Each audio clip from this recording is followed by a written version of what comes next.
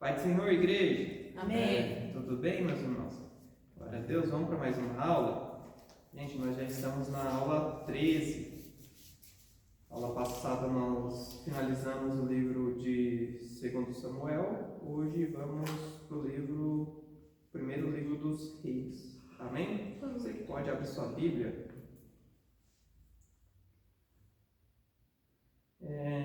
Primeiro livro dos Reis, capítulo 8, versículo 46.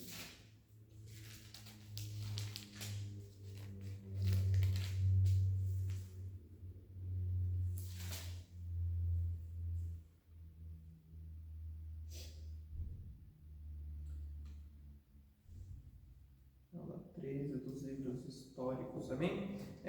Primeiro Reis, capítulo 8, versículo 46, diz assim: Quando pecarem contra ti, pois não há ninguém que não peque, e tu te indignares contra eles, e os entregares às mãos do inimigo, a fim de que os leve cativos à terra inimiga, longe ou perto de ti, e se na terra onde forem levados cativos, caírem em si e se converterem, e na terra do seu cativeiro te suplicarem, dizendo: pecamos, procedemos mal e cometemos iniquidade, e se eles se converterem a ti de todo o seu coração, de toda a sua alma, na terra de seus inimigos, que os levarem cativos, e orarem a ti, voltados para a sua terra, que deste aos seus pais, para esta cidade, que escolheste, para o templo que edifiquei ao teu nome, ouve tu nos céus, lugar da tua habitação, a sua prece e a sua súplica, e faze-lhes justiça. Perdoa ao teu povo, que houver pecado contra ti, todas as suas transgressões que houverem cometido contra ti, e move tu a compaixão os que os levaram cativos, para que se compadeçam deles. Amém, irmãos? O nome do livro a gente já viu, né, nas aulas anteriores, né, que no hebraico são livros separados, Samuel e Reis são todos separados, mas na Septuaginta eles fizeram uma coletânea, né? Em hebraico, Reis é Melaquim, né? Eu acredito que é isso. Primeiro e segundo Reis, né? Como nós temos nas Bíblias modernas, são um livro só. Reis, tá? A divisão dos volumes veio com a tradução grega da Septuaginta e foi mantida na Vulgata e nas Bíblias modernas. Amém? Na Septuaginta seria Basileio, né? Seria o terceiro livro dessa coletânea, tá? O primeiro é 1 Samuel, o segundo Samuel, o terceiro seria o livro do primeiro Reis. Amém? Isso a gente já viu nas aulas anteriores, tá? Foi mantido, né, na tradição. O autor, quem seria o autor do primeiro livro dos Reis? Ele não é identificado diretamente no texto, tá? A tradição judaica, né, como o Talmud, atribui a autoria ao profeta Jeremias, tá? Embora isso não seja consenso entre os estudiosos modernos. O conteúdo sugere que o autor tinha acesso a registros históricos e documentos oficiais dos reis de Israel e Judá, como citado em 1 Reis 11:41, 14:19 e 14:29. Data da escrita. Estima-se que o livro tenha sido escrito entre 561 e 538 a.C., durante o exílio babilônico. Essa conclusão se baseia no fato de que o livro termina com o rei Joaquim de Judá sendo libertado da prisão da Babilônia, né? 1 Reis 25:27, né? Indicando que o exílio já estava em curso. O propósito do livro é registrar a história dos reis de Israel, Judá, desde os dias de Salomão até Acabe, né? Aproximadamente 970 a 850 a.C. Mostrar as consequências espirituais e políticas da obediência e desobediência à aliança a Deus, e explicar ao povo exilado as razões da queda de Jerusalém, apontando a infidelidade dos reis e do povo como causa do juízo divino, tá? Para mim faz total sentido essa afirmação, né, o que a tradição diz, né, que foi Jeremias que escreveu esse livro, porque ele relata, né, exatamente a pregação de Jeremias, né, sobre como que os reis estavam pecando, como que o povo estava pecando por causa dos reis, né? Como que isso traria a consequência que ele profetizou antes do cativeiro, e de fato veio o povo a ir ao cativeiro, tá? Então faz total sentido você ter sido Jeremias quem escreveu. Se não foi alguém contemporâneo ali de Jeremias. Amém? O livro de 1 Reis dá continuidade direta, né, à narrativa de 2 Samuel, começando nos últimos dias do rei Davi. Após um reinado marcado por conquistas e desafios, Davi chega à velhice e precisa lidar com a sucessão ao trono de Israel. Nesse momento decisivo surgem tensões internas quanto a quem será o próximo rei. É dentro desse cenário que o 1 Reis começa, apresentando os eventos que envolvem a transição de poder e o início de um novo reinado em Israel. A partir daí, o livro registra a trajetória dos reis que sucedem Davi, oferecendo não apenas uma visão histórica, mas também espiritual, mostrando como a fidelidade ou infidelidade à aliança com Deus impacta na nação. Amém? Panorama de 1 Reis. Vamos lá. Capítulo 1. Sucessão de Salomão ao trono. Tem lá todo um contexto político, histórico, que tem um outro filho de Davi que queria assumir o rei.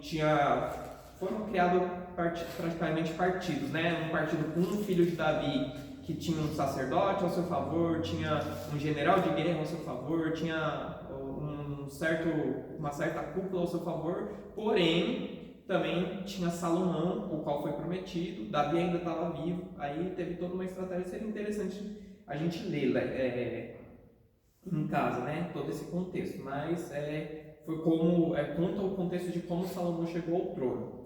Capítulo 2, Davi morre e Salomão afirma o seu reino, né? Davi dá os conselhos finais a Salomão e morre. Salomão executa Adonias e outros conspiradores. Como eu disse, teve conspirações, teve as cúpulas, né, tentando tomar o trono. Capítulo 3, Salomão pede sabedoria a Deus, né? Deus aparece em sonho, fala para ele pedir o que quiser. Ele fala, né? Eu sou jovem, seu povo é grande, o que eu preciso é sabedoria. Eu preciso de sabedoria para guiar esse povo. Aí Deus vai lá e reafirma, né? Já que você não pediu riquezas, não pediu paz, não pediu isso, eu vou te dar o que você pediu, que é a sabedoria, mais tudo isso que você não pediu. Interessante, né? Capítulo 4, organização do reino de Salomão, né? Salomão estabelece seus oficiais, administra o reino com sabedoria. Capítulo 5, preparativos para o templo, né? Aí Salomão já começa a preparar, né, a construção do templo, né? Interessante que tem, né, as plantas, tem todos os objetos, os detalhes, assim como foi no tabernáculo, na construção do tabernáculo, Deus deu todos os detalhes, ali também tem. Amém? Capítulo 6, início da construção do templo, né? A construção do templo começa no 4º ano do reinado de Salomão. Capítulo 7, conclusão do templo e construção do palácio, né? Salomão constrói sua casa, os utensílios do templo. Capítulo 8 tem a dedicação do templo, né? A arca é levada ao templo e Salomão faz uma oração de dedicação, que é essa que a gente leu, né, no início da aula, né? Capítulo 9, Deus aparece novamente a Salomão, né? Deus confirma a promessa, mas adverte sobre a infidelidade. Interessante, né? Que aquela promessa que Deus tinha feito a Davi na aula passada, né? No livro passado, em 2 Samuel 7, ele vai lá e reafirma essa promessa. Só que dessa vez ele afirma algumas condições. Que se você seguir o caminho tal, acontecerá tal coisa. Mas se você não seguir o caminho, acontecerá outras coisas. Promessa condicional. Existem condições na promessa. Existem promessas na Bíblia incondicionais, que aconteça o que acontecer, aquela promessa vai se cumprir, e existem promessas condicionais, que dependendo da condição tal, a promessa vai se cumprir dessa maneira, e dependendo da condição tal, vai se cumprir de outra maneira. Amém? Capítulo 10, a visita da rainha de Sabá, né? Capítulo 11, a decadência de Salomão, né? Vai falar, né, que Salomão fez várias alianças políticas com outras nações através de casamentos, né? Por isso que ele teve muitas esposas, né? E concubinas, através de casamentos. E ali como muita gente já viu lá em Êxodo, lá em Levítico, Números, Deuteronômio, lá em Josué, que Deus manda que o seu povo não se misture com os outros povos pagãos para que eles não influenciassem. Salomão ele se misturou com os outros povos pagãos e o homem mais sábio que a Bíblia diz que já existiu, né, depois de Jesus, aquele homem não teve a sabedoria e acabou sendo influenciado pelas suas esposas, né, que ele obteve das mulheres estrangeiras. Está lá em 1 Reis capítulo 11. Capítulo 12, divisão do reino. A promessa que Deus tinha feito lá no capítulo 8, capítulo 9, que era a promessa condicional, envolvia isso. Se você me obedecer, seguir os mesmos caminhos que seu pai, o reino continuará unificado, mas se você me desobedecer, o reino será dividido. Ali já, no capítulo 12, já se cumpre, né? Aí vai falar do filho de Salomão, né? Após a morte de Salomão, seu filho Roboão, ele assume o trono e tem toda lá uma história política, né, de como que foi, né, que o povo pediu algo para Roboão negou, e o povo falou, nós não devemos fidelidade a esse rei, e ali houve a divisão do reino. As 12 tribos de Israel deixaram de ser um reino unificado e se tornaram um reino dividido. 10 tribos para um lado e 2 tribos para o outro. Amém? 2 tribos continuaram fiéis, né, ao reinado de Davi, né, ao reinado da sua descendência, mas as outras 10 começaram a seguir outros reis. Amém? Capítulo 13. O profeta de Judá e o altar em Betel. Então, tinha o templo em Judá, e aí, como o povo se dividiu, construíram altares em Betel, em Samaria. Mais para frente, né, vai ser dedicado a cidade de Samaria, mas ali naquela mesma local. E ali levanta o profeta de Judá e vai profetizar contra esses altares que eles levantaram, né? E depois tem a história desse profeta, né? Que ele obedece a Deus na denúncia sobre esse altar, né? Sobre o rei Jeroboão, mas também esse profeta depois desobedece a Deus. Capítulo 14, juízo sobre a casa de Jeroboão, tá? Jeroboão era o rei do reino do norte e tinha o reino do sul também, tá? A esposa de Jeroboão consulta o profeta Aías e houve um juízo contra o seu marido, né? Teve tudo isso, né? Esse rei, né? Ele, ao invés de se consultar, né, com o profeta, ele teve todas as atitudes dele lá. Aí depois, no último caso, ele manda que a mulher dele vai lá, disfarçada, consultar o profeta, mas aí o profeta já sabia quem ela era e foi levantado o juízo sobre a vida dele. Aí depois vai falando sobre vários outros reis. Capítulo 15, o reinado de Abias e Asa em Judá, né? Asa, né, um rei de Judá, ele remove os ídolos, né, que já tinham colocado ídolos sobre o reino do sul e reina com fidelidade ao Senhor. Capítulo 16, né, os reis de Israel e a ascensão de Acabe, né, vai falando sobre vários reis, né, até chegar esse personagem, né, que é o rei Acabe, que é um dos reis mais perversos que já teve, né, e pior ainda, ele se casa, né, com uma filha de um sacerdote pagão, né, que é Jezabel. E ali é promovida a idolatria. Ali, de fato, a gente vê uma grande decadência do reino do norte, que é o reino de Israel.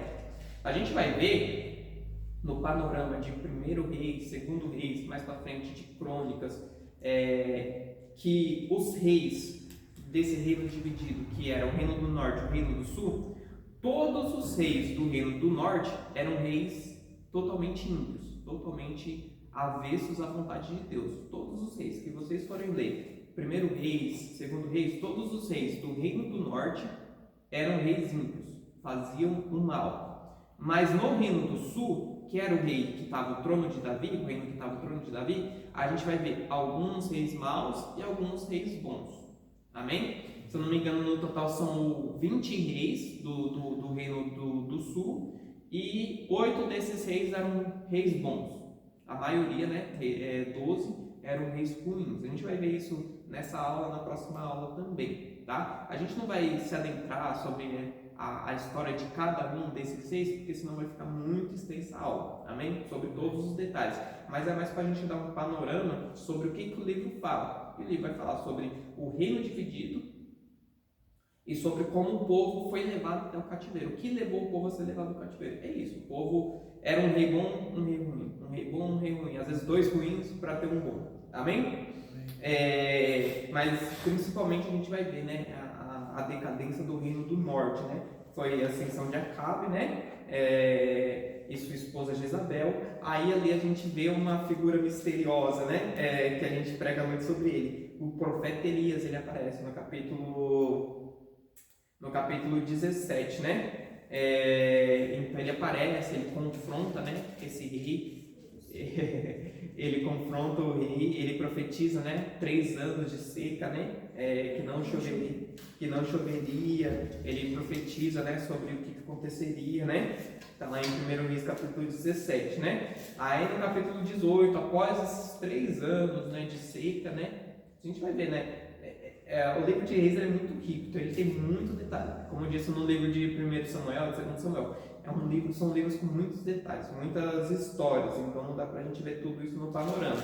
Mas o profeta ele foi sustentado no ribeiro, foi sustentado no deserto, foi sustentado na casa da viúva, lá no capítulo 17. No capítulo 18, a gente vai vendo o profeta voltando, depois desses 3 anos aí de sem chuva. E ali ele desafia os profetas de Jezabel, os profetas de Baal, né? Ali é uma das passagens mais conhecidas da Bíblia, que é quando cai fogo do céu, né? E queima, né, o holocausto que estava até molhado com água, né? Capítulo 19, depois desse episódio, Jezabel decreta, né, uma sentença de morte sobre Elias e ele foge, né? Ali no capítulo 19 a gente vai ver a fuga, a gente vai ver, né, a crise, né, que o profeta Elias ele teve. A gente vai ver Deus fortalecendo o profeta mais uma vez, né, e profetizando, né, sobre Isso, a caverna, ali toda aquela dinâmica que houve, né, sobre a vida do profeta Elias. Capítulo 20, a gente vai ver a vitória sobre os sírios, né? Teve toda uma profecia sobre a vida de Acabe. Pra você ver, né? Apesar de Acabe ser um rei totalmente ímpio, que fez muita impiedade, muita maldade, Deus ainda entregava a vitória nas mãos dele. Tudo isso para mostrar que o coração de Acabe era totalmente corrompido, porque mesmo ele vendo a mão de Deus ajudando ele, não se arrependia, ele não se convertia. Então ele vai lá e vence, né, o rei da Síria com intervenção divina. Foi uma vitória foi um milagre. Quase falei em línguas aqui. Capítulo 21 é um capítulo revoltante, triste, né? A gente vê, né? Que é sobre a vinha de Nabote, né? Aquele homem simples que tinha uma vinha. Aí vai lá, o rei Acabe queria aquela vinha dele. Ele vai lá e nega: não, é herança do meu pai, eu não posso trocar a herança do meu pai e tal. E Acabe oferece riquezas, oferece vinhas melhores, mas ele fala: não, a questão é que é a herança, eu não posso trocar a minha herança e tal. E aí Acabe fica triste, sua esposa Jezabel, demônio, gente. Sua esposa Jezabel fala: mas você é rei ou não é? Pode deixar que eu vou resolver esse assunto para você. Foi lá, contratou falsas testemunhas para que falassem contra Nabote, né, que era o dono da vinha, e aí falaram contra ele que ele tinha pecado e aí que ele merecia morrer, mataram aquele homem para que Acabe pudesse ficar com a vinha dele. O que é vinha? Vinha é uma plantação de uva. Vinha a mulher do vinho.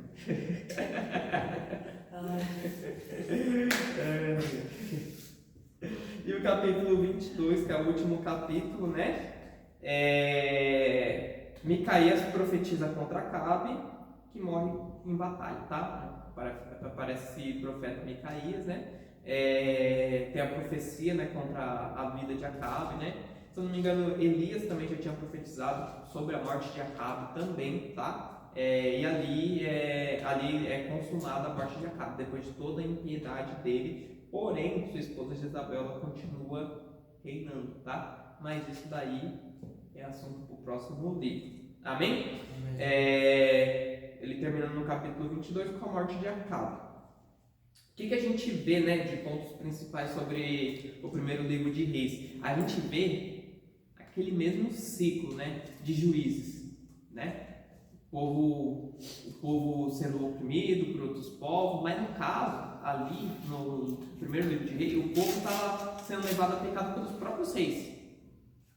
Não necessariamente por outros povos, apesar de haver guerras contra outros povos, levante de outras nações se levantando, eram os próprios reis que levavam o povo a pecar. A gente vê ali que o problema da humanidade nem sempre é o povo de fora, os problemas internos. Os problemas internos, amém? A gente vê promessas sendo cumpridas, né? A promessa que foi feita, segundo Samuel 7, já se cumpre aqui em 1 Reis. Que o Salomão, né, ele iria, que o filho de Davi, né, ia se assentar ao trono, né, que ele iria construir o templo, né. Se a gente for ver lá nas plantas do templo, como eu falei lá no capítulo 7, capítulo 8, que tem as plantas do templo, tudo, a gente vai ver que ele remete à Arca da Aliança. A Arca da Aliança seria colocada lá dentro, mas ele também remete às mesmas construções da Arca da Aliança que remetem ao Éden e à Nova Jerusalém. Amém? Então, assim, Deus não pediu que fosse construído o templo, mas Ele permitiu que fosse construído. Já que é para construir, vamos construir o templo, que a gente vai chamar de morada de Deus, dando referência à morada de Deus verdadeira, que é o paraíso, que é os céus. Então, lá tem símbolos, né, da água, da vida, da árvore da vida, dos anjos, dos querubins. Amém? Então, a gente pode ver isso, né, que sempre aponta para o reino celeste. Promessa da bênção condicional, né, que se o povo se convertesse, se o povo fosse fiel, se o povo estivesse junto, se o povo obedecesse, Deus estaria guardando aquele povo. Mas se o povo não obedecesse, não se convertesse, não pecasse contra Deus, aquele povo seria afligido, né? Colheria dos frutos do próprio pecado e seria cativo, que é o que a gente vai ver no próximo livro. Amém? Teve a profecia contra a casa de Eli. Lembra de Eli? Primeiro livro de Samuel, profeta que já não ouvia mais a voz de Deus, que os filhos dele pecavam, os filhos dele faziam tudo o que era de errado no templo. Deus teve uma profecia que ali a casa de Eli não prosperaria, os filhos deles morreriam e a descendência dele Deus ia dar cabo. A descendência de Eli, apesar dos filhos dele morrerem na batalha, ali onde foi perdida a Arca da Aliança, a descendência de Eli continuou. Tiveram alguns sobreviventes. E ali eles são, no livro de 1 Reis, ali Deus dá o cabo dessa profecia, tá? Que a descendência de Eli foi exterminada ali. Amém?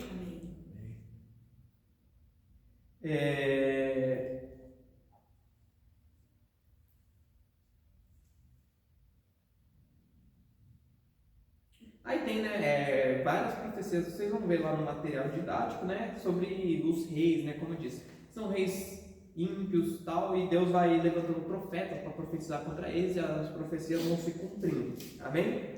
É interessante também, que a gente vai ver no próximo livro, que tem uma profecia, né? É muito interessante essa profecia, está em 1 Reis, capítulo 13. Eis que um filho nascerá à casa de Davi, cujo nome será Josias. Vocês já ouviram alguns louvores que falam desse rei Josias, e é bem interessante a história dele, tá? Então, anos antes, Deus já profetiza, vai ser levantado um rei, o nome dele será Josias. e aí continua a profecia que ele vai ser um rei bondoso. Amém? A gente vê alguns apontamentos para Cristo, né? A gente vê o próprio Salomão como a sombra imperfeita de Cristo, né? O próprio nome, né, Salomão, né, príncipe da paz, né, aponta para Cristo, né? E ele é o príncipe da paz. Está lá profetizado em Isaías, né? Ele será maravilhoso, conselheiro, Deus forte, Pai da eternidade e príncipe da paz. Amém?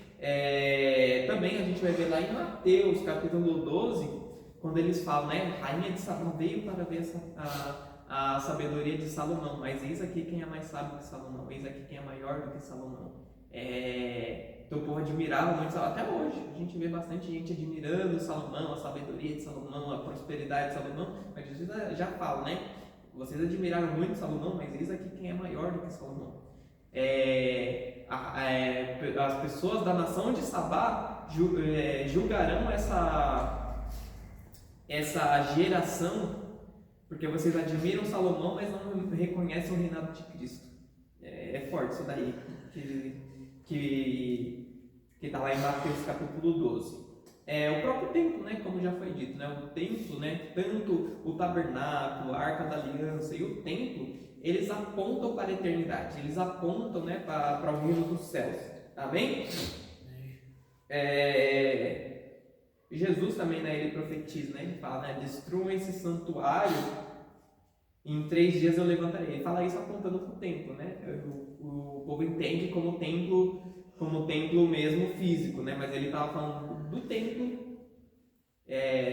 que é o corpo, né? Ele estava profetizando sobre ele mesmo, que quando matasse Jesus, ele iria ressuscitar. E ali ele estava apontando, né, sobre qual que é a verdadeira morada de Deus, que é o templo que somos nós, não a estrutura de paredes. Amém?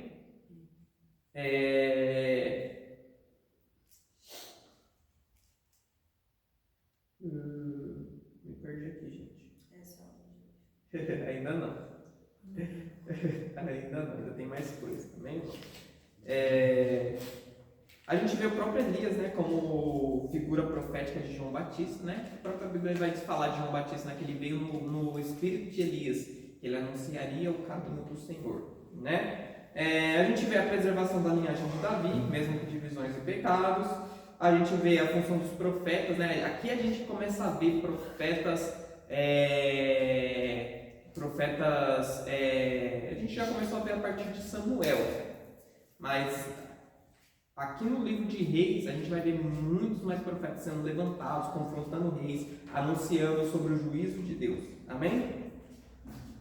Conclusão. Primeiro Reis encerra em um cenário de divisão, idolatria e crescente afastamento de Deus. O reino antes unido sob Davi, engrandecido sob Salomão, agora se encontra fragmentado entre o reino do norte, que eles chamavam de Israel, e o reino do sul, que era chamado de Judá. Ambos marcados por lideranças instáveis e espiritualmente decadentes. Mesmo em meio à corrupção dos reis, Deus continua agindo por meio dos profetas, como Elias, né, preservando seu povo e a sua promessa. O livro termina com a transição para o ministério de Eliseu, né, sinal de que a voz profética não se calará, mesmo diante da decadência do povo. Essa trajetória prepara o terreno, né, para o livro de 2 Reis, onde a fidelidade de Deus se revela ainda mais diante da infidelidade dos homens, e onde o juízo e a esperança caminham lado a lado até a queda de ambos os reinos e o avanço do plano redentor.